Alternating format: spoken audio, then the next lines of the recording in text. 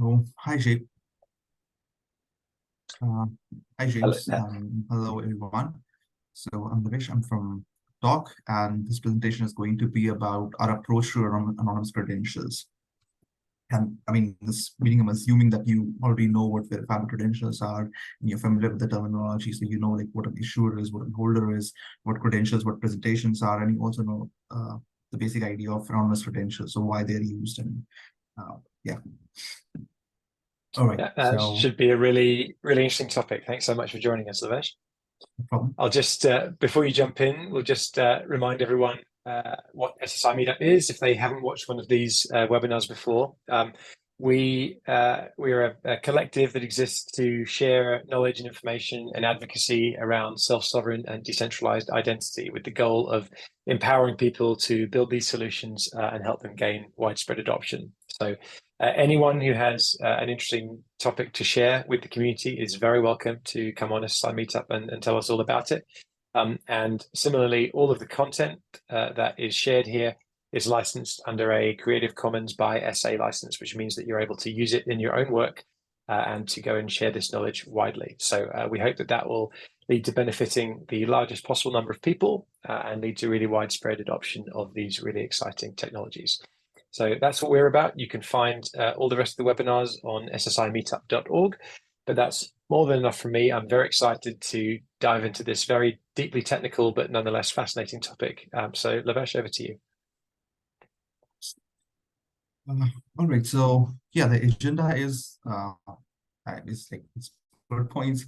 So first we go over some use cases that we can build with a code base, and I mean this is just serves as a motivation. So like why you should be spending about 1 hour that the presentation will be, and then we'll go over the code base, the basic structure of the various repos that we have, and then we'll go over the primitives that we've built, and like signature schemes and accumulators and other stuff. And these primitives are then combined to create proofs for different use cases. So the composite proof systems, that's that thing.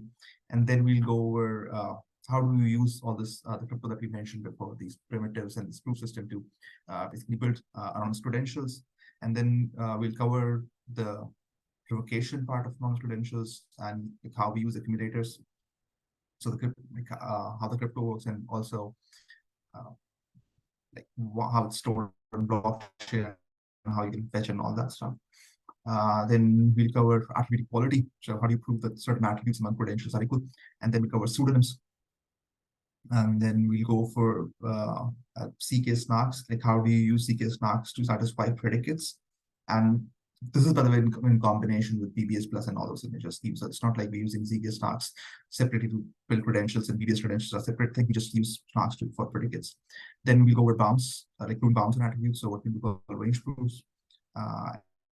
And then like how do we express arbitrary predicates? Because we can't imagine all the possible use cases people might have and all the possible predicates that they want. So you can express the predicates as in a programming language called Circom. And then we'll cover verifiable encryption. So how do you encrypt certain credential attributes without revealing them to the verifier and keeping the ciphertext verifiable? And in the last, we'll go over blinded credentials. So credentials where you want to hide some attributes from the issuer before you get them issued. Okay, and I'll go in detail over each topic, but this is the agenda. Okay, so the use case is like what you can do with the current code base. So the first is, it's really basic. It's like proving certain attributes are equal across credentials without revealing them. So when you're using multiple credentials, and there will be attributes in each credential, if you want the credentials to be about the same individual. So a very common thing is some kind of user ID, or that maybe that's a social security number, maybe it's an email, maybe it's another form of identifier, but you want the user who's the holder to be using the credential with the same attribute for that particular thing. Like say it should have the same social security number. So that is something you can do, like making sure the first and last names are same. So it's not just a single attribute. You can require multiple attributes to be same across credentials, and not just all credentials, maybe a subset of them. So yeah, you can do like whatever you want. But yeah, proving attributes equal is like a very basic thing, and yeah, we support that. Next thing is pseudonyms. So these credentials are unlinkable. When you use credentials, the presentations are unlinkable, but sometimes you want them to be linkable. So think of a case where you want to have some kind of a user registration scenario, and then the registration, the registered user will be interacting subsequently with the verifier to avail other services. So the verifier needs to know who this user is without, let's say, learning too much about it. So that can be done with pseudonyms. So where you're not, it's like creating a persistent identifier based on the credential, or you can just based on just randomness, but that's what it gives. Then it's the proving bounds, the range proof thing, where you want to check that some attribute satisfies certain min-max values, like maybe you have a basic credential, you want to check that the salary is greater than or less than, so let's say it's less than a certain amount. If you want to avail social care, or it's greater than a certain amount if you, let's say, want to qualify as an accredited investor, or like those kind of things. Then maybe you want to check the credential is expired or not without learning the expiry date. So that's also you can use this bound check. And like you can see that these things feel like very custom builds, these pseudonyms, these proving bounds, and some other things we'll see. So we let's say ship with certain built-in primitives, but it's not possible to imagine for us to imagine like all the primitives that somebody would need. So the best way to express let verifiers express anything is for them to use a programming language. And we rely on a programming language called Circom. This is not something we developed, but it was developed by folks at ident3. And it's a special language built especially for writing zero-knowledge proofs. So yeah, you can express whatever criteria is. Let's say you have, you want to check that the yearly income is less than greater than something, some amount, and the income is doesn't come from one single credential, but can come from multiple credentials. So basically, you're adding the amounts in different credentials and checking the range, or maybe you want to do something different with them. Or let's say you have some credentials that have assets of users and liabilities of users. You want to check from that the assets are greater than liabilities. Maybe it's a single balance sheet credential. Maybe there are multiple credentials. You can use that. You can. Oh, sorry. I was just going to say that this sounds like some of these capabilities. There are use cases that people talk about a lot when they talk about the advantages of decentralized identity, but they're not actually possible with some of the more widespread signature schemes that are out there. Is that right? These are capabilities which are quite a bit more sophisticated than what a lot of people have implemented. Yes. Yeah. So just a technical thing. The signature scheme is, let's say, orthogonal to this one. This is we use SNARKs for this. So I'll come later on like how we combine them. But you're right that I don't know of any other company that does that, or the product does that. I think you might be able to do this with Polygon IT. I don't know if you can't like do this with Polygon IT, at least as of now. What they have about. And is it sort of evolved out of the AnonCreds work that was sort of originally in Hyperledger Indy, or is it kind of a different direction to that? Yeah, it is evolved from that. So yeah, we didn't have this in Indy. I think we had range proofs in Indy. Yeah, we did have a range proofs in Indy, but yeah, these things were not. So we basically at that time we were not able to use SNARKs with Indy. Very cool. Okay. Yeah, thanks. Okay, one more thing now. As we know, like anonymous credentials gives you this ability of select disclosure and unlinkability, right? So you cannot be presentations created from a single credential cannot be linked, and verified does not learn whatever the holder does not want to share. But sometimes this anonymity is too much.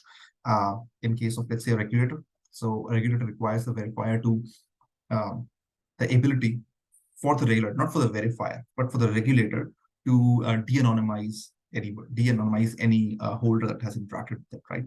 So, or you might have a case where you're running a forum and where you want to de-anonymize anybody who is let's say, not following the rules or keep posting some other content or sharing some, let's say, some illegal content. But you as a verifier, the person who runs the forum does not have the capability, but the regulator does have the capability, or wants a capability to de-anonymize somebody. So we want the credential. Yeah. Okay. Oh, no, that reminds me of the paper, the ZK KYC paper that was released a couple of years ago, I think described a technique like this. Is that something similar? Are you familiar with that? I saw a ZK KYC paper, but I don't remember them sharing it. I think it was more of a paper that was listing requirements. Okay, basically was saying what should happen and what, basically setting the rules like this, you should do this and you should do that. But I don't think it talked about anything like this.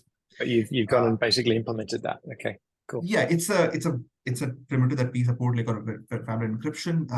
At Indy, or at least when I was a Hyperledger Ursa, we were writing that, but this I don't think is ever made it into Indy. I don't know for what reason I left for that. But yeah, the technique use of verifiable encryption is different. I'll cover it in the slide that is. But yes, we support a primitive called verifiable encryption, and what this primitive gives you is the ability to encrypt something and prove some characteristics about what you've encrypted. So in this case in this use case, what will happen is, let's say the credential has a social security number attribute. The holder creates a presentation, shares the encryption of the SSN attribute, and also a proof that this encryption that I've given you is of the social security number attribute that is in my credential, and the regulator can decrypt it. Right? So these things have to match. Otherwise, you don't want the verifier to just the holder to give an encryption of any random thing that the regulator can decrypt, but it might not match in the credential, or or the holder gives something the regulator cannot decrypt. So both these things have to be satisfied. So we build this using this primitive called verifiable encryption. And the last thing is client credentials. So a lot of times you don't want, and in fact, a lot of cases require the holder to have some kind of a secret key embedded in the credential. And the secret key should not be learned by the issuer. So the secret key could be used to, let's say, create a pseudonym, or might have other use cases for that. In some cases, you can also, the secret key might come as, might be in a different device. Right? So sometimes you need to hide attributes from the issuer. You as the holder needs to hide attributes from the issuer, but he wants them to be signed, to be like present in the credential and signed. Another case is you want to have an attribute in the credential, which is the same in your other credentials without telling the issuer. So let's say I have my government ID or any ID that has my social security number. I have some credentials with it. You're an issuer. I come to you. I ask you for a credential that contains my social security number, but the social security number should be the same. You as an issuer require that it should be the same that's in my government ID, but you as an issuer should not learn it. Like, I don't want you to learn it, right? Like because all you care is giving me a credential which contains the same social security number as in the other credentials, but you don't want to learn it because you don't have business learning it. So you can use that. And here we use this other ability of like using predicates on binary attributes and all that, which I'll cover in the respective slide. Also, you can request credentials with some attributes that are hidden from the issuer, but encrypted for a third party. So let's say I get a credential from you with a secret key, but I encrypt the secret key for a regulator. So you as an issuer don't know what the secret key value is, but in case of a regulator like comes to you, you can give him that this is the encrypted secret key, decrypt it, and like de-anonymize the user. Okay. That's really, I mean that sort of capability is it kind of gets to some of the criticisms that people have had of these schemes, which is that they often get talked about as being all or nothing. Either the user has full control or the traditional power structure has full control. But some of these things would allow a more equitable balance, right, where you can have a lot more control for the user, but you've still got these kind of break glass type techniques for when a legally empowered body like a regulator needs them. So I think that's really compelling, actually. Yeah, and one more thing. So all this is by in control of the holder. So it's not there are some special kinds of credential where whenever the holder uses them, his things get encrypted, his attributes get encrypted. This is all like with consent of the holder. So the holder is aware that this is happening, and he can choose not to do that, but then he'll not avail the service because the proof will, like the verifier won't agree. Yeah. Cool. Yeah. All right. So yeah, regarding the code base. So the code base is like broadly split into like 3-4 repos. The core crypto logic is written in Rust and is no STD compatible, meaning it doesn't use a standard library, so you can compile it to WASM, and like we need that capability. It relies on artworks for the math, all the elliptic curve math and pairings and all that stuff. It's like handled by artworks, which is the Rust library written by folks at UC Berkeley. I mean, primarily written by folks at UC Berkeley. And the Rust code implements various primitives. So all the crypto is implemented in Rust, and the layers below that, or let's say the layers that build on that, contain the application-specific logic, like blockchain and like what credentials are. So the Rust layer does not know that you're using these for credentials. It does not know what credentials are. It does not care about blockchains. It just like treats them as crypto primitives. So stays quite close to the paper. I mean, apart from the usual optimizations that you'll do in implementation. But yeah, so it implements primitives like the BBS plus, and we support some other schemes for different purposes. Then you have accumulators, then you have the ZK-SNARK integration, the verifiable encryption, etc. Yeah, like I said, it's oblivious to credentials, blockchain, etc. Any like application-specific logic. Now the Rust code is compiled to a WASM package. So you can see like this repositories over here. So yeah, the Rust code is compiled to this particular repo. I'm not going to go to the repo. I'm just like showing you. So if you're interested, you can go and look at that. Our Rust crypto library is this, and like once the WASM package is created, then we have a TypeScript repository that.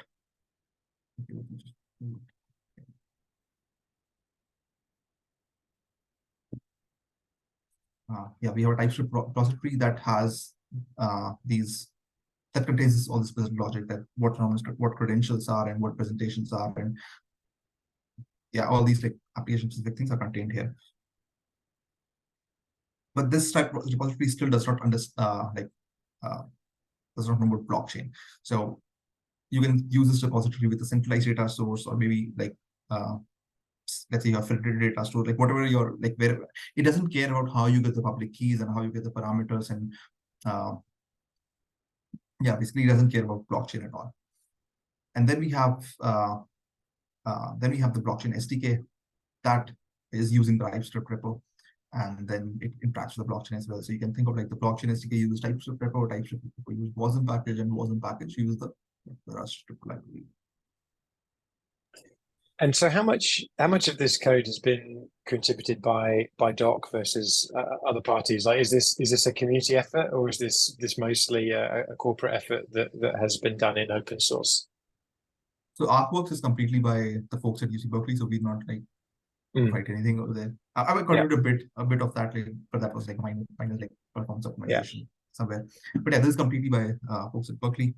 And then the WASM package, I actually took Matter's code to basically build to like create as a starter packet where I can where I had some WASM, let's say infra wasn't plumbing there, so I used that, but later on changed. And this our Rust repo is completely by Doc and TypeScript and blockchain. Yes, it is by.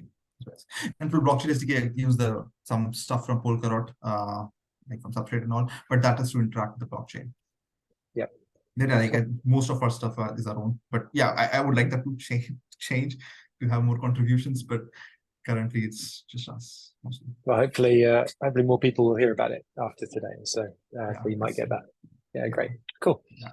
Actually, we didn't have like one of the pseudonym feature that we didn't have in the TypeScript repo, in the non-restricted credential abstraction, but that was contributed by somebody who was using it for voting. So he had some case where there's a university who gives credentials to students, and the students go on a separate polling platform, like detached from the university, and they use it, and they have to prove that first they have the credential, and then they have to vote, and they can vote on different topics, something like that. So for that, he needed like the pseudonym, so he contributed the pseudonym code in the TypeScript paper. So yeah, that's one major contribution. All right, so yeah, the primitives that I talked about. So we have signature schemes, we have like PBS plus, that's what we started from. Then PBS came, this let's say this PBS from year 2023. So this year came, the authors shared a new proof, and basically they said that yeah, it can be used. So we do support it. They're very similar. It's just PBS is a little more efficient than PBS plus. And then we have pointers and the signature. This is for threshold signatures. So if I had to, I mean, we support threshold for BBS plus and PBS as well, but pointers and like PS was the one that we started with, and because they offer different let's say trade-offs. Yeah, I'll just show you like what the report looks like. So you can see you have different primitives, different packages. So you have like the BBS plus over here and BBS over here. You have the verifiable encryption thing over here in this saver. But and by the way, like if you want to like see what these things are based on, the actual paper, so we'll go to each package. You'll see the paper mentioned in the README or in the top of the like code in the module you'll have. So that's why like some of the things I'm missing the paper link to the paper, but you can find it. Yeah, so you have like accumulator over here. And like the reason to break into different primitives was that we want this to be usable, like without somebody thinking, okay, I want to use accumulator, but I don't care about BBS plus or anything. I just want to use it for something else. So I can use accumulator. Yeah, and then we have this verifiable encryption that is based on the saver protocol. So this is different from what I did at Indy. This is again a SNARK-based verifiable encryption. We cover this a bit later.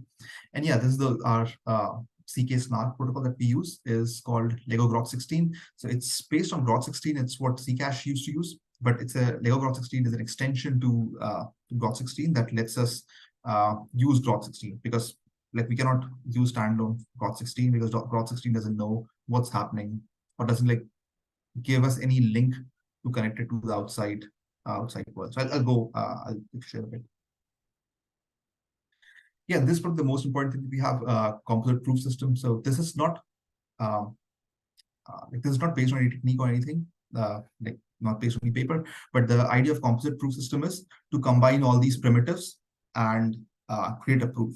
So when you have a use case, it might have different requirements, and different requirements will be filled by satisfied by different primitives. So you have, let's say, a requirement of signature that's satisfied by the PBS plus. You have a requirement for a set membership. So in case of accumulator, you want to check something is revoked or not. So that's satisfied by the accumulator. You might have a requirement for verifiable encryption. It's satisfied by the saver primitive. So this one treats these primitives as subprotocols, and like so basically talks to each subprotocol, gets a subproof from them, and combines them to create a composite proof. I'll like show you a picture in a moment to just giving the idea of this. You were saying something?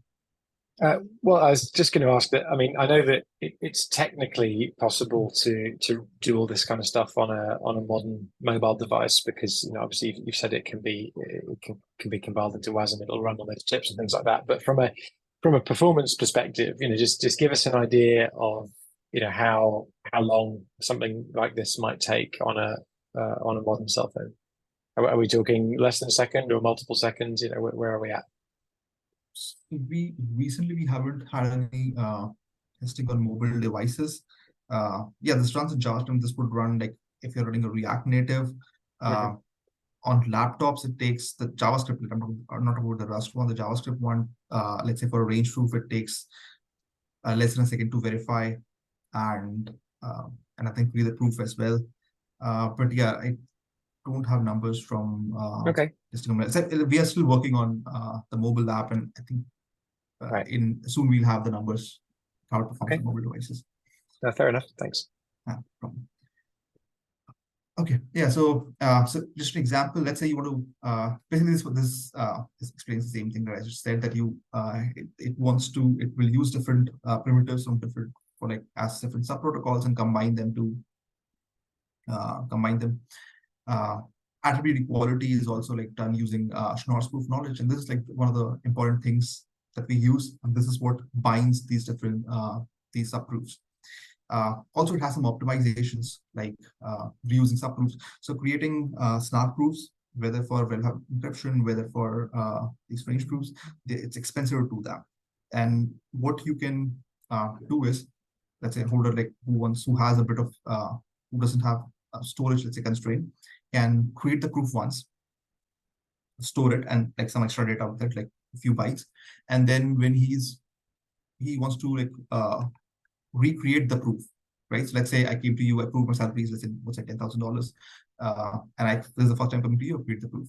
Now I'll persist that proof with some extra data. The next time I come to you, I don't have to recreate the proof. I can let's just reuse the proof because I've used it. I could re-randomize it. So again, it doesn't make me linkable because I'll make it look random again. You won't realize it. I'm reusing the proof. So the verifier does not know that the proofs are being reused, but the holder can do that, and that's an efficiency thing. So this composite proof system basically does that. That's really cool. So you can do it for encryption as well. So let's say I'm encrypting my social security number. The next time you ask me to do that, I'm not doing it again. I'll just use my things from before, make it look random and give it to you. All right, just to show you a picture of how the proof system, composite proof system really works, is that you can think of these things as are different primitives. So let's say I have 3 different credentials, and I'm proving some attributes are equal. So I'll have these credentials as them, and then I'll specify which attributes are equal to which. So I'm saying, okay, this A3, B2, and the C1 are equal. So I can specify I'll just forget the numbers, but just focus on share the picture here. And yeah, you can basically these primitives all equal witnesses is attribute equality. This is what connects different credentials and different primitives. I'll come to that a bit later, but I just want to share the picture. Okay. Are we going? Okay, now the crypto does not, does not know its credentials or all. For crypto, the credentials or anything they're signing are just list of numbers. These numbers we call finite field elements, but you can think of a large positive integer in some range. I mean, not large, but yeah, in positive integer in some large range. So from 0 to whatever 10 to the power 30, 40, something like that. Right? And again, credentials are JSON objects. Mostly you create JSON objects because that's makes sense to organize the data in that way. So we need some way to get from this JSON or this objects and to lists, right? And secondly, we need to, like I said, everything is a number. For the crypto, everything is a number. So when you say your name is James, it has to be converted to a number. When I say my date of birth is some day, I have to convert it to a number, right? When you say it's, let's say you're talking about some decimal value, some value like 2.5 or some value that can be negative, you still need to convert it to a positive integer. So the gist is these things, the credentials that we use, really, to use them with all these predicates, we need some this concept of schemas and encoding. So schema defines what the structure is. So that you can see on the later page. So this is like a schema of a credential, which and we call the JSON schema syntax. Excuse me. So you can see that this has some properties like first name, last name, and then there's a nested so there's a key called sensitive, and then you have email and SSN attributes, and your time of birth, and you have score. So this is what a schema is. The other thing I talked about, converting things to a number. So we need some way to indicate what can be converted to a number in what way. So things like names and any kind of string data that you just want to either reveal or not reveal. You can just hash them and convert to a number.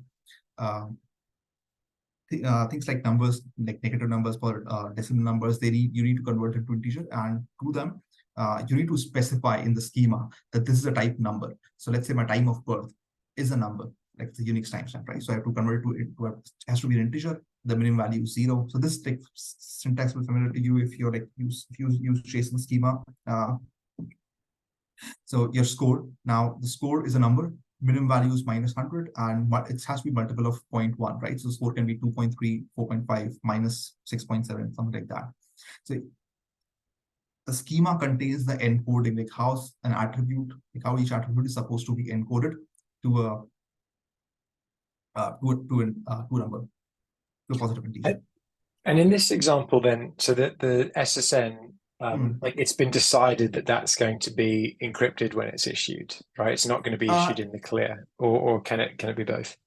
No, yeah, of course, I'll come to that. Yeah. So this string makes sense. Minimum, these numbers make sense. Encrypted string. Now, the challenge with encryption is that so with selective disclosure, let's say your name is 100 characters long, right? 100 bytes long.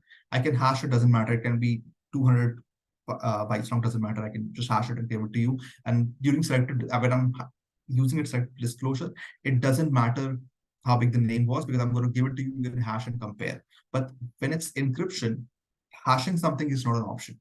Because if I, let's say, even if I, let's say my SSN is whatever, XYZ, I hash it and encrypt it for the regulator. When the regulator decrypts it, it will see my SSN as the hash of XYZ, what my actual SSN is, right?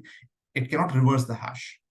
So that's a big difference between what can be encryptable. So that's why it's called encryptable. So it's what I'm saying in this schema is that encode SSN in such a way that it can be used in verifiable encryption. It could be used in selective disclosure. I can hide it, but I want to encrypt in such a way. And the limitation is that it has to be 32 bytes, at least in the current implementation. So you can, if you have bigger attributes, you can split it into multiple things, let's say, attributes, right?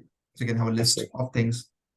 But yeah, this thing that encrypted. So it's roughly it's just saying that don't hash it. Encrypt it in another way where it can be either reverse encoded back to a string by the regulator, like whoever is decrypting it. Yeah, but that you wouldn't use that as the default type because of those limitations. Yeah, okay. Yeah, I wouldn't unless I for email. First time ask me, I wouldn't use encrypted string, right? Because nobody uses encryption personally. But yeah, in some case, email might be it might make sense to use this thing for emails, because email might be some unique identifier in some systems where somebody wants encryption of that. Yeah. Cool. Okay. Yeah. So like I said, we use schema, and each credential has the schema embedded as one of the attributes. So in Indy and I think in software, what you have is the credential references a schema that's stored on chain. But because credentials can have different attributes, right? So let's say my the credential that you're giving me for access some resource might have some extra attributes that you're giving other people to access the same resource, right? Because we don't want to constrain the issuer of what attributes. So issuer doesn't have to decide, okay, the credential is going to have these attributes, and it's going to have it's going to be same for every other folder. So for that, we just embed the schema inside the credential as an attribute. So yeah, the schema is this whole thing is, let's say, base 64 and whatever, and put in this credential as an attribute. And when you're using a credential, these attributes are all the schema is always revealed. So the verifier always knows what exactly the schema of the credential is. Right? And again, all this is built in the TypeScript repo. The crypto again doesn't know what schema is, what has to be revealed and whatnot. And presumably, I know you're going to get to this in a bit, but the verifier will need some idea about the schemas when they specify the presentation that they want, right? But they don't need to know the exact structure. They don't need the structure, yeah. So the verifier might just say, okay, prove to me that your time of birth is less than or greater than something, right? So you're either born before or after something. The verified just right. So you might have a credential where you have a time of birth in this structure where you have at the top of the like a root level in JSON. You might have some this like embedded like nested deep inside something. Yeah, the verified does not know what. The verifier doesn't even probably know that you're gonna get it from this credential. You might get from another credential. Like all the holder cares is I should pick it from a credential that sounds trustworthy to the verifier, right? It should not be an arbitrary credential. But yeah, the verifier does not need to know the schema. It just needs to like ask for attributes. It's the name of the attribute. Yeah, the name of the attribute. Yeah, name of the attribute.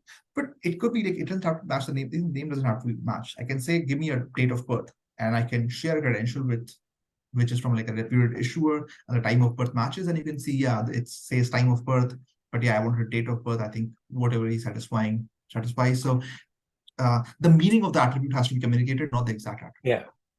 Yeah. Okay, that's actually okay. So that's quite helpful then, isn't it? Because again, it lets the holder draw on the full range of credentials they might have in their wallet to provide a proof, rather than, you could imagine contriving a particular attribute name that would force you to reveal that you had a credential from a certain issuer, blah, blah, blah. And again, this sort of gets around that quite elegantly. Yeah, cool.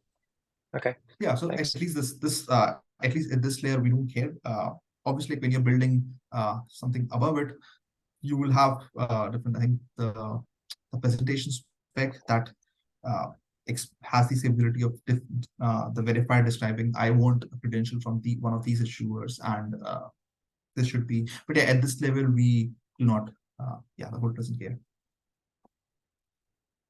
Okay, yeah, and yeah, like I said, like signing signatures, like PBS Plus needs a list of numbers to sign, not a JSON of strings or like whatever data.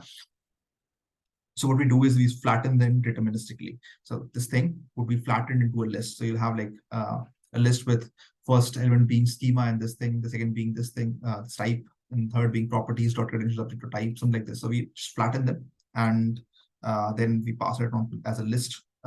Basically flatten them, encode them, pass it as a list to the algorithm. Okay, so now I'll switch to my ID just to like show yeah, how like the API for like how do you create a credential. Actually, I forgot one thing. I wanted to show at this time some Rust details of like how what the proof versus API is in the Rust case, and like how but I'll just share it. So yeah, in the Rust, in the composite proof system, you'll see these primitives have different sub protocols. So if you want to, like, let's say if you want to do something that we don't support with the TypeScript level, you can use this proof system thing, express something as a sub protocol. So you can see like it uses different sub protocols for accumulator BBS plus bound check, saver, verifiable encryption, and all that, and then it will use them. So you can build like add one more sub protocol there, like whatever is you need as a for the predicate, and then in the prover part you can go and basically use that sub protocol. Yes, that's what I wanted to. Actually, I wanted to say more, but okay, let's go on. I think. All right. Okay, so let's look at an example. I just shortened it. I already actually ran some tests and print them, so I can quickly. But let's see how you like using the TypeScript API, how you will like issue credentials. So first is you'll have some schema. Either you like create it right now. I'm creating in the test right now. In practice, you'll already have created somewhere and you get it. So you'll create a scheme like this, and then with these encodings for them, and then you create this credential schema object, and then you have you create a credential builder. So we follow the builder pattern in the TypeScript repo. So when you're creating this credential, you have credential builder. Even like when you sign something, you get a credential out of it. Similarly for presentations, you have a presentation builder that you can add credentials to and to like enforce predicates, and then like say finalize and review the presentation. So yeah, you follow the builder pattern. All right, yeah, so you have a credential builder, and then you in the builder you specify the schema, and then you specify the subject, and when you sign, you should get a credential. But as you can see this test, this will, it's throws, right? It fails. It fails because if you look at the schema, the schema was what went on? Yeah, the schema was asking for email, phone, and SSN, but here the attribute is secret. So the phone attribute is missing, right? So when you specify in schema and sign, it will throw an error if the credential does not match the schema that you just specified for this particular credential. And when you if you set the proper subject, like the phone, email, SSN, you you call it builder.sign with the secret key, and then you have a credential. The secret key is the issuer. You have a credential, and the credential can be just verified by calling cred.verify, and you pass the public key of the issuer. Okay, now to show like how a credential looks, I actually had a test already. So,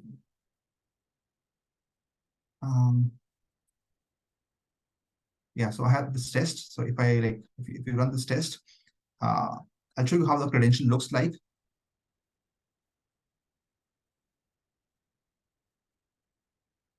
The credential looks like this. Here you can see you have the schema that you had specified over here, and here you have the encoder specified. You have the subject like this, these phone, email, SSN, first name, last name, and then you have the signature. This looks ugly, but this is a raw credential. But if you were to convert to JSON, it will look like this. So you have the crypto version, the credential schema has been made up pretty. The proof has been done encoded as basis 58. The signature type is this, and the attributes are like this one. So this is how, this is how credentials look like.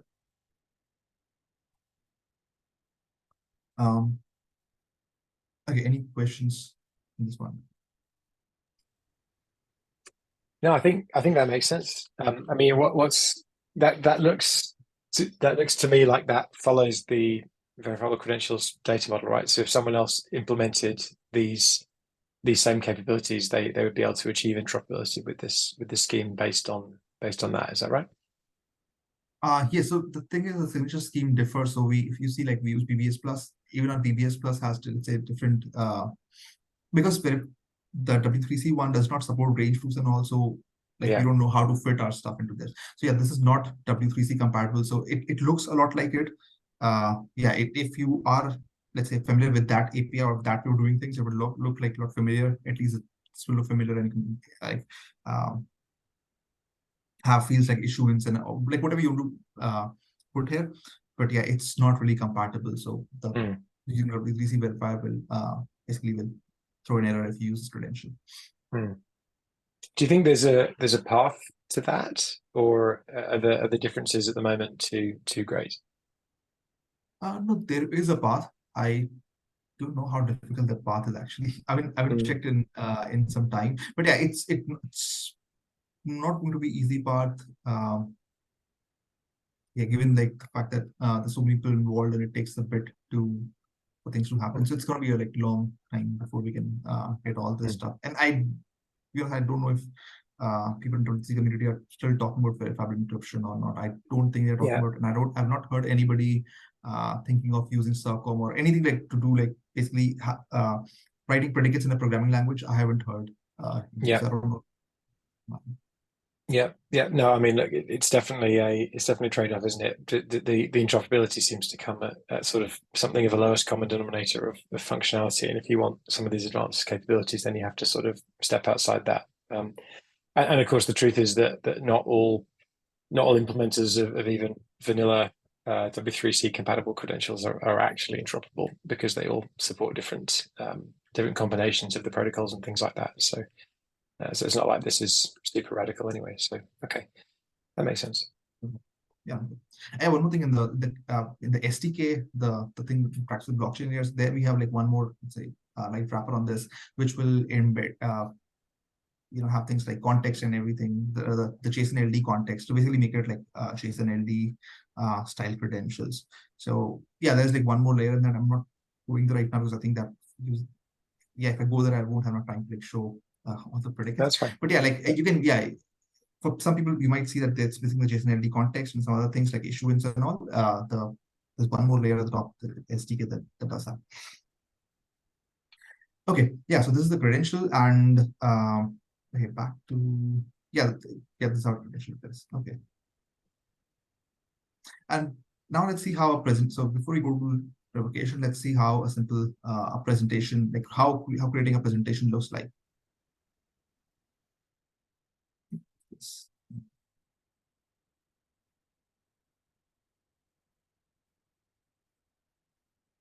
All right, so you saw the builder pattern, and let's say you have the credentials. So in these tests, yeah, you can like see these tests. I'm hiding the path of the test. If you're interested, you can go back to the repos and just look at this test. But this test assumes you have a credential. So let's say you have a credential. How do you create a presentation from it? And here I'm going to reveal some attributes, right? So you create a presentation builder object, just like credential builder object. You add a credential to it.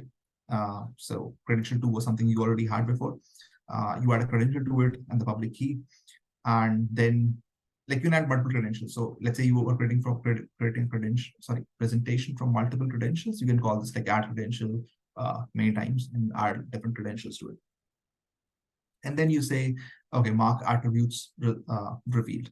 So you're marking some of the attributes revealed from this credential. The 0 is because there's only one credential. If there are like 2 credentials, you say 0 or 1, depending on which credential you're referring to.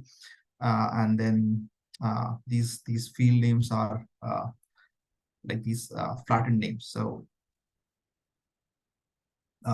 this credential subject dot f name corresponds to credential subject in this one, the f name here. So remember I was saying we flatten them. So right now this API accepts flattened names. So if you want to refer to, let's say, this location thing, you will say credential subject dot location. If you want to refer to country, you will say credential subject dot location dot country. Like it's flattened thing. Yeah, we could improve the API. It just haven't had time to accept nested objects. But yeah, this is I know it sounds a bit clunky, but that's what it is. That makes sense though. Yeah, so like you'll like put some attributes that you want to reveal, and then you call finalize, and this will give you a presentation. So to like see how presentation looks like, I just like you can see presentation, not the this one.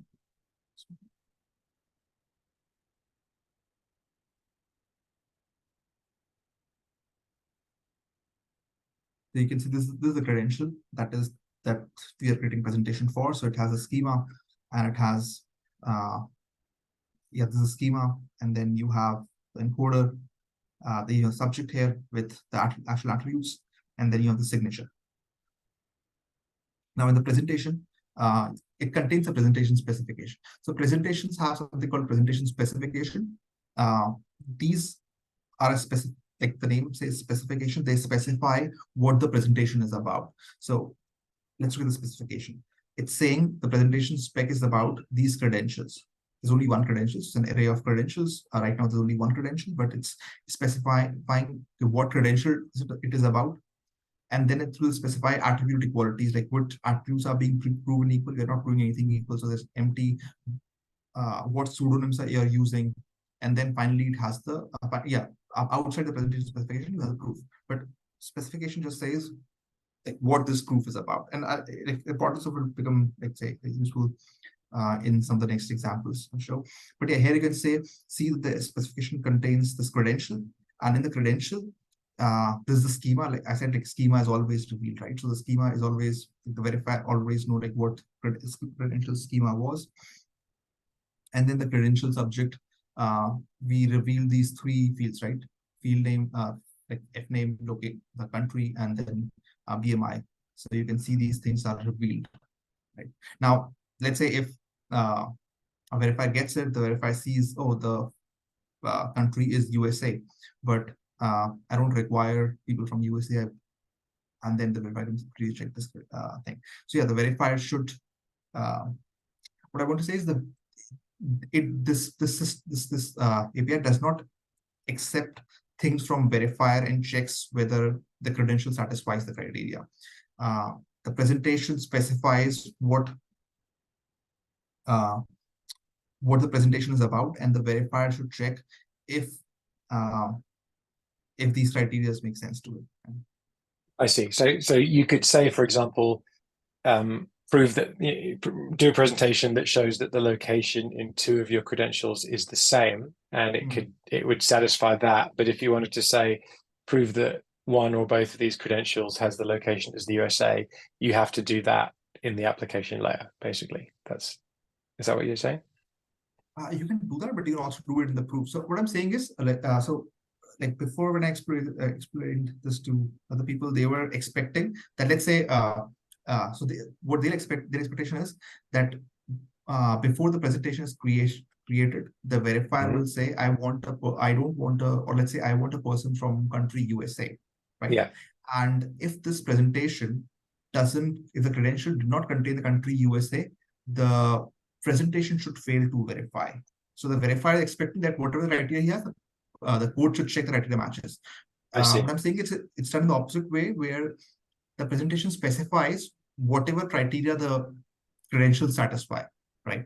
And now the verifier can check whether those criteria make sense to him. So, I mean, in an application, obviously, verifier will say, yeah, I want somebody from, let's say, country USA, and the holder can create this proof that the country field is USA here, right? But yeah, this code doesn't check what the verifier wants. It specifies what the holder has proven. Okay. Yeah, I'll give you like one more example later on. I think it will make sense. The range, for example, it will make more sense what I want. Okay, yeah, so it specifies it. Okay, so that's what we did. Like, we didn't do anything fancy. We just revealed some attributes. So that's what it is. Like, it reveals some attributes, right? All right, and now let's go to revocation. So revocation, like the W3C folks, they say it's credential status. So that's what the status field we use for credential for revocation. I'll show you the API in a moment, but yeah, we support this pairing-based accumulator for revocation, and you can use the accumulator for both, like as a membership or a non-membership accumulator. So you can model revocation like either you're on list. If you're in list, you're you're revoked, or you can say if you're not in the list, you're revoked, right? So you're proving membership or non-membership in those cases. So yeah, we support both of them. There's definitely an advantage to choosing the membership one. I'll show you like what I mean a bit later. And yeah, so so to prove revocation, the holder needs some extra data from the issuer, and this is called a witness. It's an accumulator witness, and it needs to keep this witness updated as per the accumulator. So as the accumulator changes, the holder needs to keep this witness updated, and there are like 2 ways to do it. One is the holder could just go to the issuer periodically and say, yeah, update my witness because it's like cheaper. Or the other option is the issuer publishes the updates with some of the data, and the holder can watch the blockchain and get the data relevant to it. And when I say watch the blockchain, I don't mean like scan the chain from beginning or scan the chain like each block. The way we handle, like the way we store accumulator updates is that if you're familiar with things in events in Ethereum, then we have something similar called events in our blockchain as well. And these events are basically index data. So as accumulator updates happen, the accumulator values are indexed in these events, and they are like stored in the chain. So as a holder, I just have to ask the chain, okay, give me all the blocks, all the events which have changes for my accumulator. So I don't have to scan the whole chain. I have a faster way to query the chain, and I will get them. So yeah, I feel like familiar with events in Ethereum. We use the exact mechanism. So the events contain the accumulator values, and the transactions contain the actual update data. So if you're getting familiar with call data in Ethereum, similarly we have this transaction data where the updates on the transaction data, it's not part of the state, so it doesn't put that much load on the blockchain, right? Because the updates can be huge, right? Of course they can be batched, but again, it can be huge. So we don't want to make our chain so heavy, or like make the chain states so loaded by storing all the updates. So we store them in call data, and the call data can be fetched like when you're fetching the events, you have easy access to the call data as well, because you can fetch that particular transaction block. And yeah, holders can combine data from many updates. So it's not like if you've missed updates for a year, you can download them, combine them in one go, and just update your business. So you don't like have to apply the updates, and it basically makes the updates more efficient, because you can patch things, and also issuer can patch, so he doesn't have to publish things like publish data as he issues or revokes.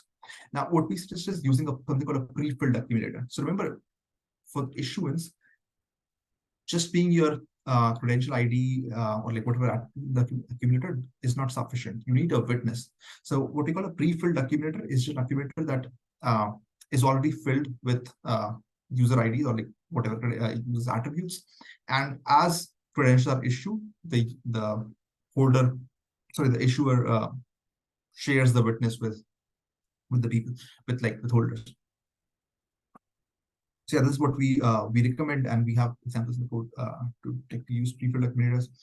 And yeah, because accumulator usage in general is like decoupled from this whole credential thing, so you can use it for zero knowledge membership or non-member checks, except like in addition to revocation.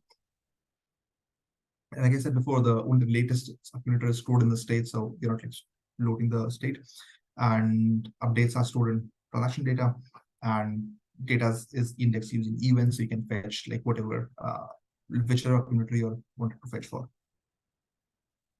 Okay, now let's see oh, sorry, no, show us the example first, and then I have a question. Okay, all right. Okay, so let's say I'll show you the TypeScript API, and then we'll go to the thing where the credential, how the subdates can be fetched. So this example does not cover the blockchain, or it assumes that the updates, like whatever updated witness has already been like prepared by fetching updates and all that. Yeah, this code won't talk about the chain. So you like create a presentation builder, you add a credential which contains the revocation information, which basically contains the status field, and then you mark some attributes as revealed, and then you say add accum info for cred status. So add accumulator information for credential status. Adding for this credential, you pass the witness, you pass the accumulator value, you pass the public key of the thing, and there's you can pass the extra data, some extra data, and this extra data will be part of the presentation specification. So when the verifier will see, because the accumulator value is changing always, or like as accumulator changes, like as issuance or revocations are done, this value changes. So when the verifier sees the presentation, it will see that it was created for this block number. So this is, again, this code does not know what block number is. For this code, it is just some data that it needs to put in the presentation specification, but the verifier will see that it is being prepared. This thing is prepared referring to the accumulator value at this point, and you call this builder finalize, and then you have basically you have a presentation that you can verify. To verify, you can simply like pass the public key, and then pass the accumulator's public key, and done. To show you like how this thing looks.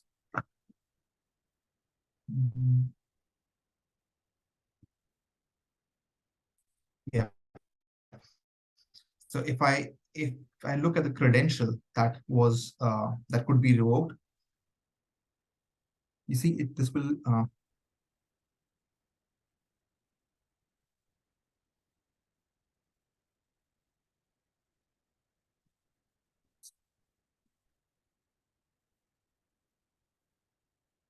this credential contains a field like credential status, and it says which type of accumulator we're using, and then the accumulator ID, because the blockchain will have many accumulators, right? Which the revocation check you're doing, and the revocation ID, the attribute that basically is present in the accumulator, present or absent in the accumulator.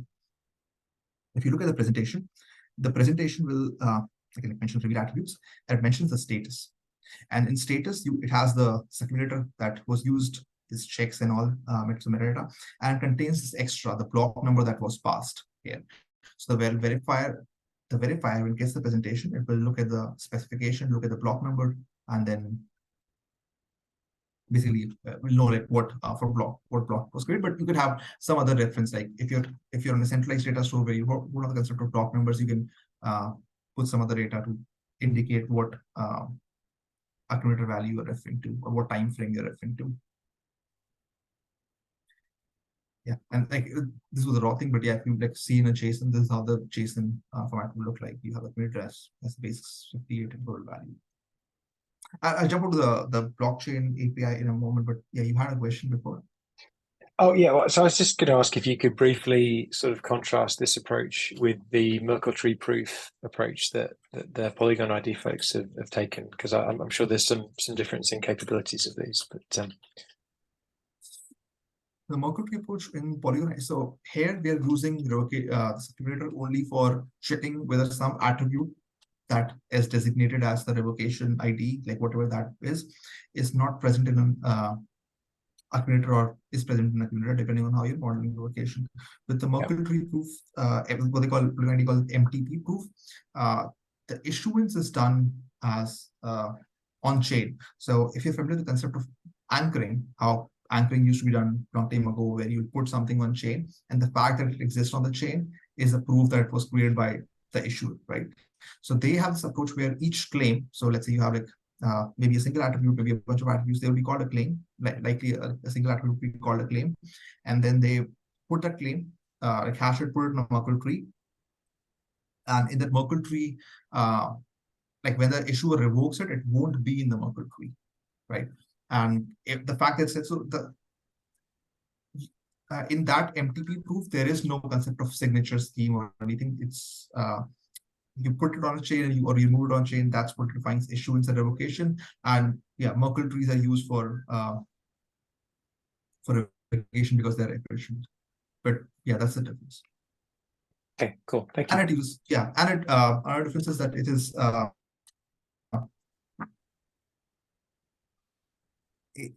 accumulators are they require process assumption. So the issuer, like there needs to be somebody who will be creating the accumulator and who will, let's say, have powers to update the accumulator. With the Merkle tree approach, cryptographically, there's nothing stopping anybody from updating the Merkle tree. The blockchain will ensure that you're not allowed to update the Merkle tree because like you don't create it at all. So that's yeah, the trust assumptions are bigger there. Cool. Okay. Yeah, last thing. Yeah, so this is like again the blockchain SDK. You can update the accumulator, like we call update accumulator with the new value, the things you're, let's say, this is an empty update, but yeah, the things that you're adding or removing. So let's say you, in this case, you added some values, you removed some values, and this is the witness update info. This is used by the holder to update its witness. So you will use the APIs like just like this. So you put this, you call update accumulator, and this will send a transaction on chain and update the accumulator value. When the holder wants to get updates for an accumulator, it will basically get the accumulator from chain. Yeah, like this with an ID, the ID wants, and then once he has that, he knows when it was last modified, and then he can get updates from that block, and then he can also, like the thing I was mentioning about events, you can also get all events from blocks. So you can, so then you know like what, like you don't do the whole block, you can see what changes in that block correspond to your build, and like this it's last modified. Okay, so this isn't really interesting. It's just like yeah, I'll switch back to Sapien.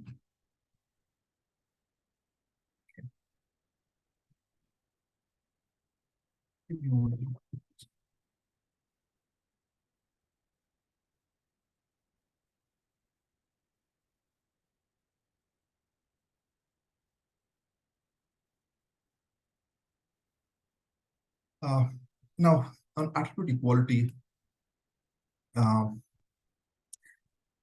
like we said, talk for When using multiple credentials, you want them to be you want certain attributes to be equal. And technically, how we do that is using the Schnorr proof of knowledge, which is a proof of knowledge protocol, basically for Pedersen commitments or for anything where you have a discrete law. And this is an illustration. So let's say when you're proving that you have a credential, you're proving something of this form, this first bullet point. So let's say you're proving that you have two credentials, you'll be proving these expressions, these two expressions. There'll be other things also, but that's what these things matter here. So these G1, G2 are like public parameters, A1, A2, A3, A4, B1, B2, B3, B4 are credential attributes. So you're so when you want, let's say, want to prove, let's say that A1 is same as B3, you will instruct the Schnorr protocol to use the same randomness for each of them. I don't have a good without being too technical, I don't know how to explain it else. But to summarize, the Schnorr proof of knowledge will need will create a random value for each, and if you want to prove that some attributes are same, you'll use the same random value. So if I was not proving anything that nothing, if I was not proving that anything among them are equal, I'll use like 8 random values for 4. If I was proving A1 and B3 are equal, I'll use the same random value R for A1 and B3. So we use we use Schnorr protocol, and here it is implemented. But like for people using the RISE API, this shouldn't matter. Like they don't have to care about random values or anything. You just call a single method in the RISE API and it should be done. So whether the expression of this form is called a Pedersen commitment, and here you're committing two attributes A1, A2, A3, A4, meaning given the commitment, you cannot refute that you committed, like you didn't commit to these, right? You have to, if you want to share what you committed to, you have to share A1, A2, A3, A4. You cannot say that it was, let's say, B4 in place of A4. So this form is Pedersen commitment, and it will be used later. Okay. Now, like how you do the RISE API, it's simple. So you in the presentation builder, there is something called mark attributes equal. So you can use this to mark any attributes on credentials equal. So I'll show you an example over here. Yeah. So let's say this is a test where I am using two credentials and proving some attributes are equal between them, right? So I use Equities presentation builder. I add the two credentials because my presentation is about these two credentials. And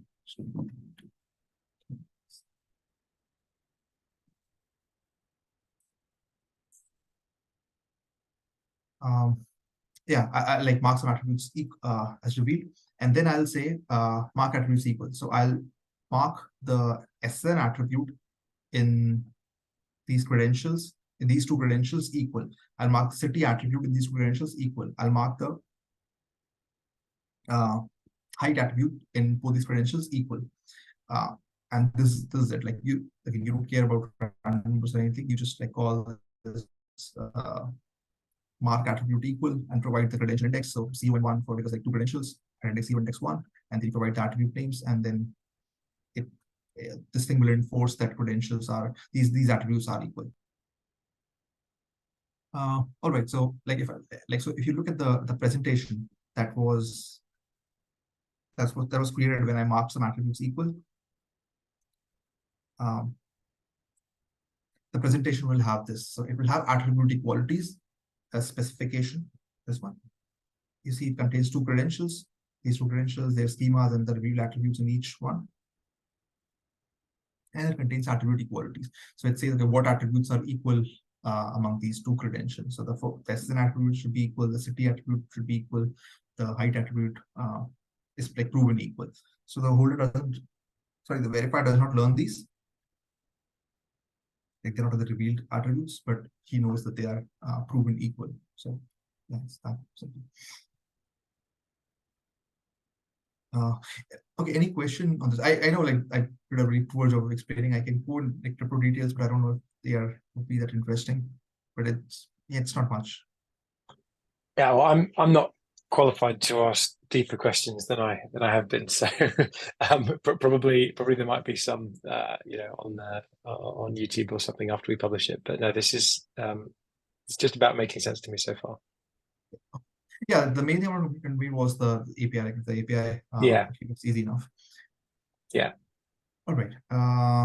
Going to pseudonyms. So like I said, pseudonyms, you need pseudonyms to be linkable when you want. So you as the holder, when the holder wants to be linkable with a verifier, he can use pseudonyms.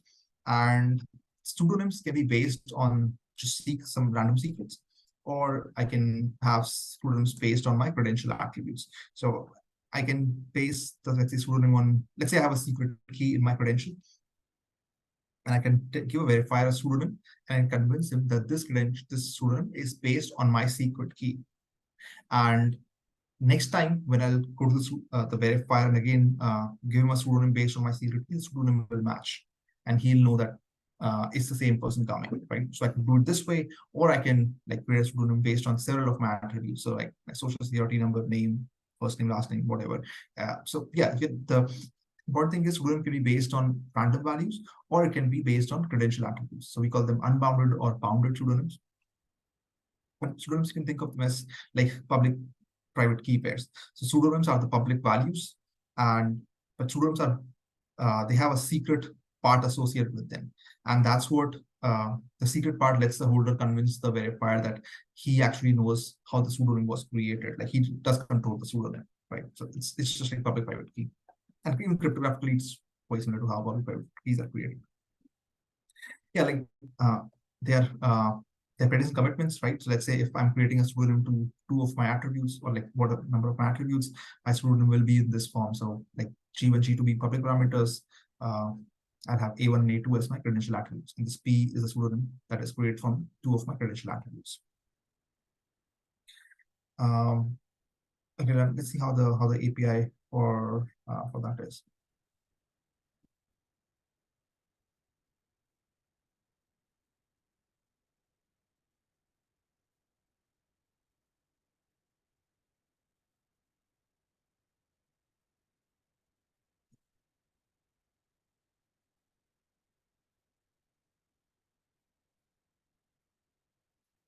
So when you're creating pseudonyms, you need these G1, G2, these bases, or some material from the verifier. The verifier is created in a certain way. So these are called bases, and so verifier will create those bases, and those bases must be created trustlessly. So it's basically by hashing some string, well-known string, and once the verifier conveys those bases, you, for the same idea, you have a presentation builder, you add some credentials, and then you call this function add bounded pseudonym, and you take this thing given by the verifier, and you have your own attribute names, and then use the secret value that we're using. And then you can also add unbounded pseudonyms, meaning that it's not based on any attributes. So like there's no attributes, it's just some random value that were created. You can call that, and just call finalize, and then you have presentation. So if you look at a presentation, how it looks like with pseudonyms, it will be like you'll have this bounded pseudonyms. This will be a pseudonym. This will be the commit keys, something that the verifier shared with you. These things will be what verifier shared with you, and the verifier can check that, yeah, these things are the ones that I did share with him. So I was saying that this is important for the verifier to check that the specification contains the criteria that he set, right? So if the verifier did not give these bases, he can simply reject this, because the prover might be trying to cheat the verifier by using some other values over here, some other parameters over here, and trick him into believing that something is true, which is not, right? So, or like for whatever reason, these things are different. So the verifier should check the spec to see that like whatever is the things that should have been passed that are passed by him, they are put into the specification. So he checks these are there, and the pseudonym you can see is based on 3 attributes, 2 from one credential and 1 from other credential. So just to make the example, let's say this test a bit more complicated. I've used 3 attributes, but you could simply use just 1 attribute and create a pseudonym. And then you have unbound pseudonym, so it's this, and it's based on this base. Yeah, so that's the API. Nothing. Yeah, that's it. Okay, now coming to this using ZK-SNARKs for predicates. So we use SNARKs for a few predicates. Obviously, range proofs, we use them for proving that some attribute is in some range. Now, we don't use the clock 16, the popular ZK-SNARK clock 16 as it is, because that one doesn't. It only proves some things about whatever you pass to it, but it does not give us the ability to connect it to the outside world, to something else. So I'll explain what I mean here. So we use something called Lego clock 16, which is an extension to clock 16, and it contains a Pedersen commitment to the witnesses. So if I have, if I'm proving that some number is, let's say, between certain range, the proof, the clock 16 proof will contain the proof that the number is in the range, and will contain the commitment to the Pedersen commitment to those witnesses. Now, using these Pedersen commitment, I can prove that the committed values W1, W2 in this case are my credential attributes, right? Because we use this ability to prove attributes equal or values equal in Pedersen commitments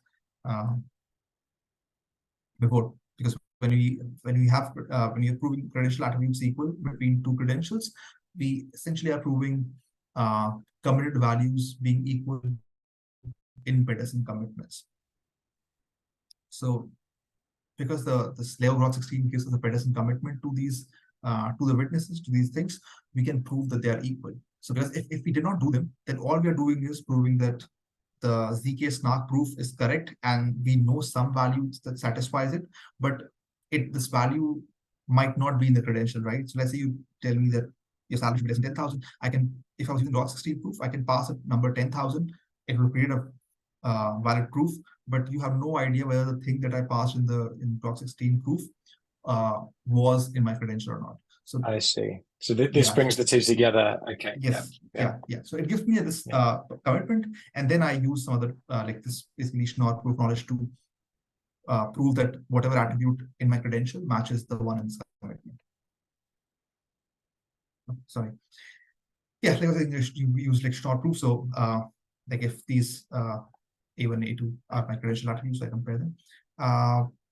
One more thing, this one requires it requires a trusted server do. Now you can use a multi-party computation like this trusted these ceremonies you have like done for Zcash and all, but you don't do that because like if whoever does this trusted setup can actually create false proofs, and in our case the verifier does the setup, right? So he does the SNARK setup, and if the verifier is doing the setup, he has no incentive to create false proof, like fake proofs, right? The prover does not do setup. So that's why like having a trusted setup is acceptable in our case. But yeah, if you're building something very general purpose which could be used on the blockchain, like say you're doing range proofs for the blockchain, then we need definitely use a ceremony or an MPC setting to create the setup. But everything else will remain the same. Yeah, one more thing, like it requires the predicate to be written as arithmetic circuit. So and that's like a problem. Like if there's an application and we want to support it as a predicate, like a new use case, we have to convert to an arithmetic circuit, which means a normal verifier, like end user cannot do it, and we have to build support for that in our code, and that's why we move to Circom. I'll prove it a bit later. Okay. Yeah, so for this range proof, the circuit that we have is just hard-coded the Rust code because they are commonly used primitive. So we hard-code that. If we find more primitives, that are common. We'll hardcode them as well. Now, the thing with range proof is that to prove ranges, we need the attribute to be positive integers, meaning if you have some attributes, let's say temperature, right? You're talking about temperature, which could have like negative values. Then to prove like range on temperature, you would need to convert this to a positive integer value. So let's say you have attribute value is 50 and minimum is -60. You have to like encode as 50, right? Sorry, not 50, but sorry, not 50, but 10. Never mind that.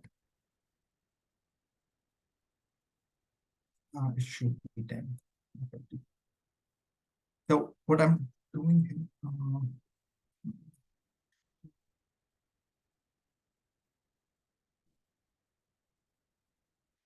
what I'm doing is I'm taking the whatever the biggest negative value is and just adding it to this negative value. So a value of -60, because the minimum value is -60, adding -60 would be like -60 would be make this minimum 0, right? So you're like whatever this guarantees that whatever number you're choosing, negative value choosing, it always turns out to be a positive integer. Similarly, if you have something like a fractional value, you can multiply it by the number of decimal points, right? So if you have 2.35, you multiply by 100, and then you have 235. So again, like for negative values and negative fractional values, you do both of these other things. So the objective is to convert it to a integer. And the last thing I want to say is that these things are expensive to create. So yeah, like we talked before, you can reuse the proofs. Now let's see. I'll show you how we do in the code. And like, technically, you don't need to do these kind of things. But at least the caller to the TypeScript code does not have to do these things. He can just specify the minimum values in or the decimal points in the schema, and yeah, he doesn't have to care about these. So let's just look at an example of this.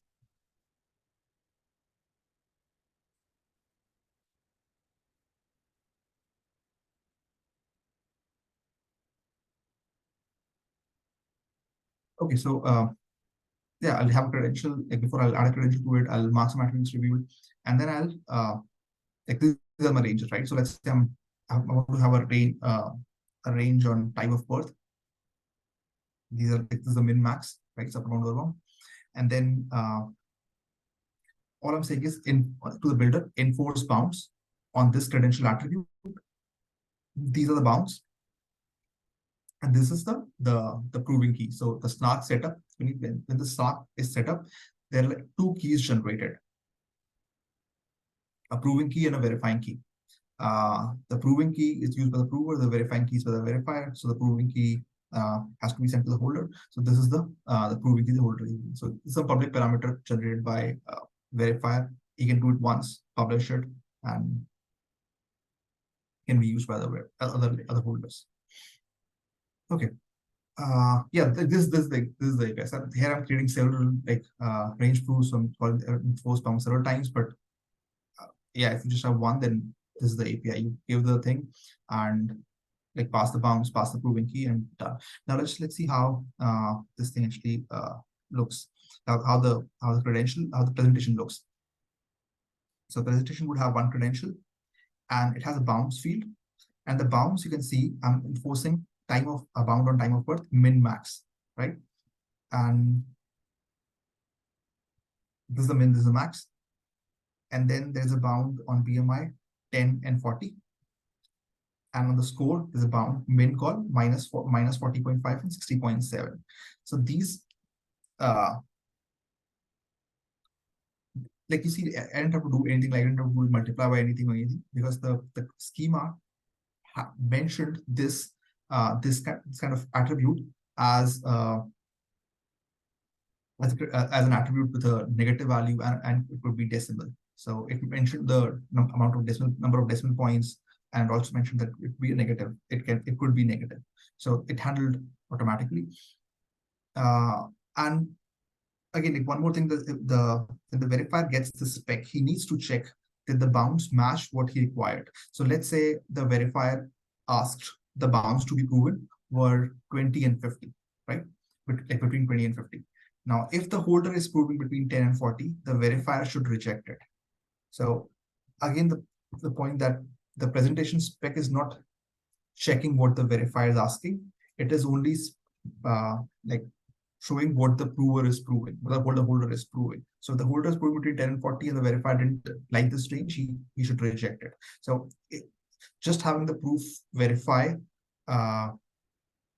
is not sufficient for the verifier. The verifier should check that what's being proven in the spec also makes sense for him. Yeah, that's, I mean, does this idea make sense now? Yes, I think so. Yeah. Okay. All right, so yeah, you can see like there's no the value is not being revealed. It's just that like proving what the conditions on it are. Okay.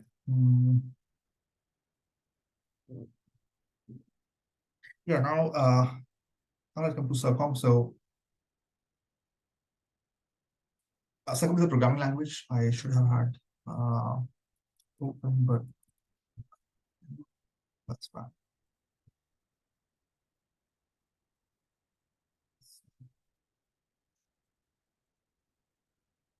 Yeah, this is the like this is how you write circuits, but I'll show you like the examples in the code, like how circuit. So because we can't imagine all the predicates, we allow the verifier to write it in a programming language, and it's Circom. It's a special purpose language for writing zero knowledge proofs, and the workflow for the holder and verifier, it looks like this.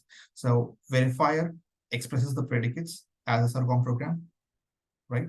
And then it compiles the program to get some artifacts, and then it uses artifacts to generate verification and proving keys. It shares these artifacts with the holder. The holder creates the proof and shares with the verifier, and the verifier will use the verification key, like he created in step 3, step C to verify the proof. ABC are this is the setup part, and it has to be done only once, right? So it's not like the same verifier is doing the setup every time. This is just done once, like range proofs. So you do this, you share with the verifier the artifacts, and the holder share with the holder the artifacts, and the holder is supposed to use them, so you can publish them or like share in whatever way, and the holder can use them to create a proof for the program. And the idea for like how do we tie these circuit programs to our attributes is the same as before. So because we use level of 16, whatever is in the circuit. So maybe let's take an example. So if I was talking about this is how a Circom circuit looks like, right? So here I'm checking that some values are sum of certain values is less than some amount. So this is what the Circom circuit looks like. Obviously the verifier has to like be able to write Circom, right? So we don't do that job for the verifier. So verifier does this thing, but then he has to bind whatever the values is used in the circuit to the credential, because this Circom doesn't understand credentials or anything. All it's doing is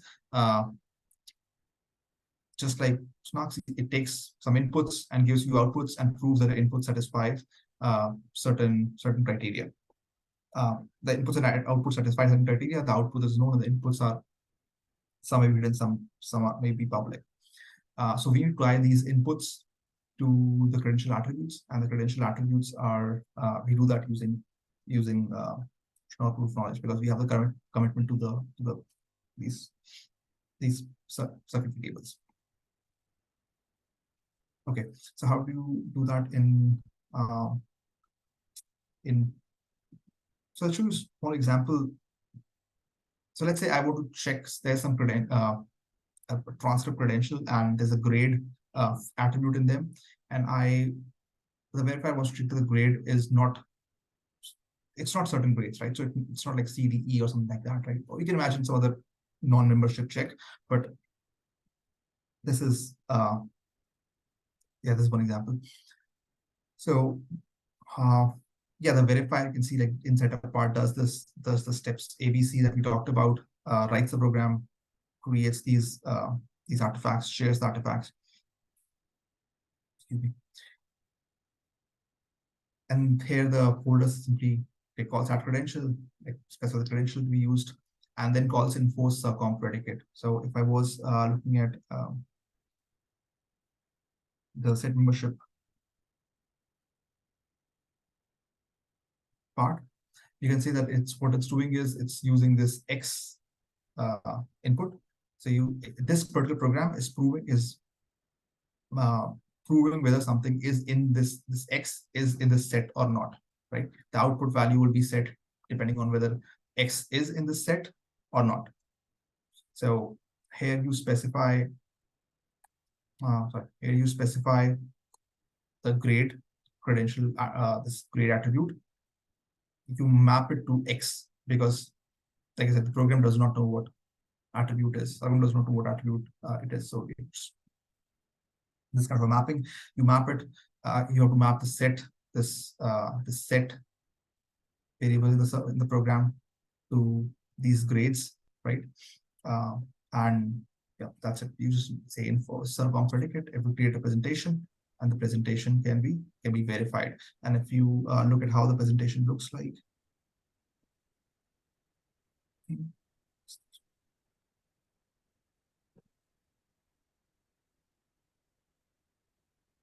yeah, this one. So if you look at the presentation, it looks like this. So you have Circom predicates, the private var name X, and it corresponds to this attribute called like grade in the credential subject. So this X is maps to it. The set variable here in this program maps to this particular set, this thing that basically encoded value of grades. So whatever encoding. So when the verifier is again checking this thing, he'll check the proof where the presentation verifies, but he also has to check whether the set that was used in this program is the set that he wanted. It's not some arbitrary data. And how safe is it for the holder to run these programs? Like, can they understand what they're going to do when they receive them? Or is it compiled to the point where that would be difficult and potentially it could do something different to what you're expecting? Or so I think your question is like, what if the holder is being asked to, let's say, reveal a social security number? Like, that would be easy for the holder to find out. But yeah, this layer, at least in the code, it does not care about what is being asked. So like, however, revealing like if the verifier asks to reveal everything, and the holder's application accepts this, instructs this code to it, will just do it. Yeah, so this code doesn't care. But I imagine like some other layer, upper layer, like application layer, to care about what to reveal, because what might be safe in one context might not be safe in other context. Also, what might be safe. So let's say if this code does not have the concept of a state, right? So it does not know whether you interact with this verifier or not. So the verifier might say to reveal one attribute in one's interaction. It might say to reveal another attribute in other interactions. But over like 10 interactions, the verifier has learned enough data from you to basically correlate you. Yeah, so that is the job, I think, of the application, to make sure that to consider all that. Yeah, and there'll need to be something that presumably interprets that Circom program and understands what's being requested, so that the holder can be given a choice, right? Yes, yeah. It's something has to know that this Circom program means this, like means set membership or Yeah. Cool. Okay, I'll let you. I know we're short on time now. I'll let you carry on. Sorry. Yeah, I think I'm done. There's a space, just one more topic. But yeah, this is how you do it. And again, I didn't see like show some properties like how to verify and all that. But again, you can see the test, but it's very simply. But while verifying, you just pass these public values, and you can see the test and okay. Yeah, the next I think was actually two more topics to cover. But yeah, so verifiable encryption. So we use something called like we talked about what verifiable encryption is. We use like a protocol called Saver to do verifiable encryption. It's also a ZK-SNARK based on Cloud 16. And like log 16 that we use for other like Circom and other predicates, the proof from saver also contain a commitment to the thing being proven, the witness, right? The secret data and for proof is created. The key commitment is in a different form, but yeah, we get the same similar properties from saver as well. So to go like how do you use saver? How do you like say express these predicates?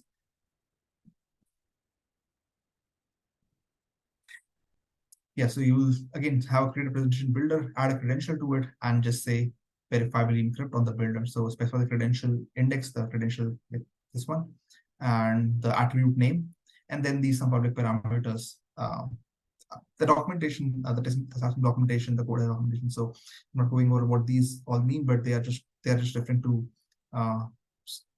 things that come from the setup, the SNARK setup done by the regulator. Yeah, so sorry, one more important thing here is that unlike range proofs in Circom, where the SNARK setup is done by the verifier, in this case, the SNARK setup is not done by the verifier, but by the person who is supposed to decrypt. So regulator in our case. So regulator will, let's say, will create, does the SNARK setup have this setup file, publishes setup somewhere, maybe on his website, maybe somewhere else, and the folders when interacting with the verifier can just go to that place, get the setup, the regulator setup, and start working. So yeah, this is called verifiable encrypt, and you pass these setup, these values from the setup, and that's it. So if you're checking how such a presentation would look like,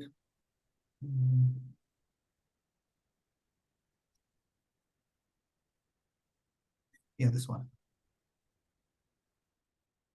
So if you look at the specification for it, yeah, you have this thing called verifiable encryptions, and here you have it says that this is the attribute which was encrypted. So it was encrypted.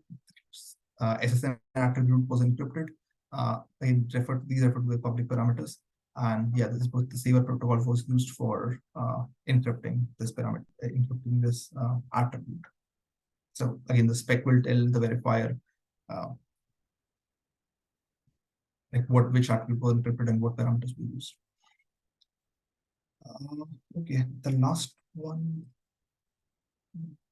Yeah, like I mentioned before, the flow is something like this. So regular, like this, I'm saying regulator, but whoever is doing this decryption, he does the SNARK setup and publishes it, and then holder while creating the proof will use the setup to encrypt its attributes, and then the verifier can check the ciphertext satisfies. So if you see here, there is something called attribute ciphertext. Sorry, I forgot to show this before. But yeah, there's something called attribute ciphertext. So what it is, this is a ciphertext, the encryption of this social security number attribute. So the verifier can take it. I'm just showing it raw, but it will be definitely encoded in space 64. So it's not like these numbers. But yeah, it will take this and share it with the regulator, and the regulator can decrypt it. Nothing else. There's some text to, yeah. So if you see that this is how it will look in a JSON form. So you have ciphertext, and for this and there's a ciphertext. It's because you will have like multiple attributes which are encrypting. So you will have ciphertext. This can be given to the verifier, sorry, the regulator, and the regulator can decrypt it. So you can like see how it's decrypted.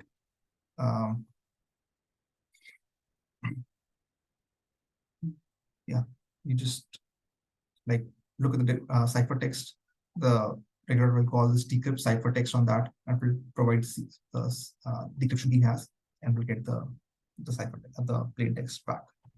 So S an attribute, and yeah, you can reuse them because they're expensive to create. So just store the proof and some extra data, and next time you want to reuse it, you can re-randomize it and share it with the verifier, so the verifier will know if it's the same proof as before or not. Okay, last thing is yeah, the last thing is credentials. So like we talked about before, the there are some attributes that might need to be hidden from the issuer. And to do that, the holder basically creates a commitment, a Pedersen commitment again to the secret attributes, and shares it with the issuer, and the issuer fills in with the remaining attributes and gives the credential that he can unblind. But the holder can also prove attributes about the secret attributes,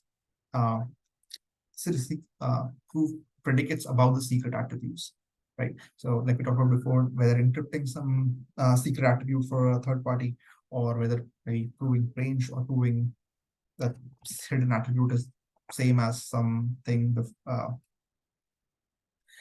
same as attributes in the credential. That's what yeah, you can do that. And to show the API for that, it's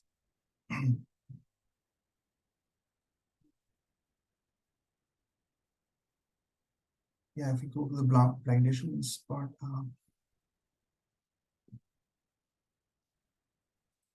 so this again follows the builder pattern where you have a blinded credential request builder. You basically specify the schema, specify the attributes that you want to blind. So in this case, the holder is hiding these attributes from the subject, from the issuer. So he calls this creates this blinded credential request builder, and then it calls finalize on them, and then he has the request to get a branded credential, and then the issuer will take this request and generate the blinded credential, basically like this. So it can yeah, it fills in the remaining subject values and then sets the status. So maybe the credential is revocable, and then it signs the credential to basically give you a blinded credential. And then the blinded credential can be converted to a regular credential by like calling toCredential on it from the holder, by the holder. Just to show how you can like specify predicates on the blinded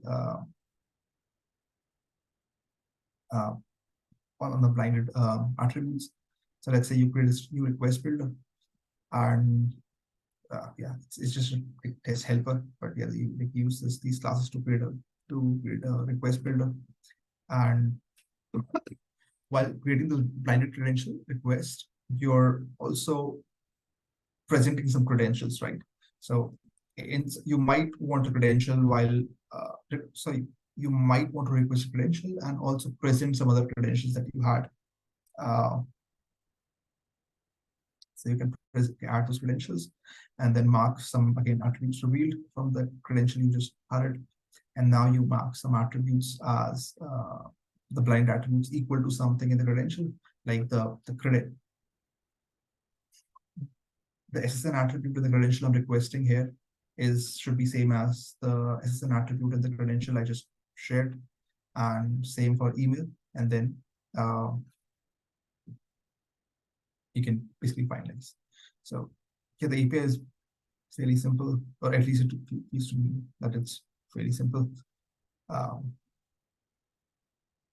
Yeah, that's it. I mean, I can show you like how, I think I already showed you like no, how a credential, how a blind request looks like. So if you want to see a blind request, this is how it looks like. So it again has a presentation inside it, because a blind credential request is contains a presentation. So here you have the blind credential request, and then that you're specifying like what schema you would require in the credential, and then here you have the attributes that you're blinding. So you're hiding these attributes, which we saw before, right? These are the things that the holder is hiding from the issuer, and it's some extra things like commitment and all. And if you have predicates, predicates will be present over here.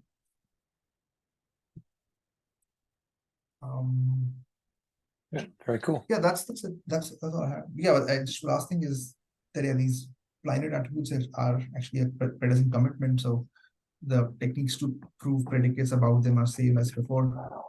And yeah, we use the SNARKs knowledge to like basically prove that the attributes in the binary credentials are same as the. Yeah, that's all I have. Fantastic. Wow, gosh. Well, that was probably the most time I've spent deep in cryptography for quite a while. But thank you for going through that in such detail and so patiently. That was really, really helpful. I guess the final sort of question, because obviously we chatted quite a bit as we went through, but the final question I have is sort of how much of this has made its way into products at Doc. You know, I know that obviously you've shown us where the repos are, all this stuff is available, and it's got good test coverage and all that sort of stuff. So people can go play with it now. But you know, are a few of these features used in the Doc wallet, for example, or the Doc search product, or any of those sorts of things? So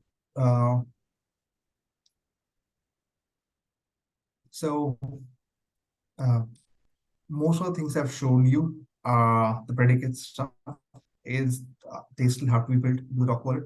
The wallet people are building the range proof support right now. They're working on it, and it will end up in Circom and wallet. But apart from that, the verifiable encryption, Circom, etc., they are still in the pipeline and they are not there. Cool. Okay. Well, some exciting stuff to look forward to then. So that's really great. Well, look, thank you very, very much indeed. How can the audience get in touch with you if they've got questions or if they want to learn more? What's the best way? It's my email at lovesh@doc.io, or you can ask questions or like contribute things in the GitHub repos I've shared. And the slide deck will be available to people, right? So the slide deck contains links to papers, to our repos, to different sections of our repos. So yeah, you can they can reach me on GitHub. Perfect.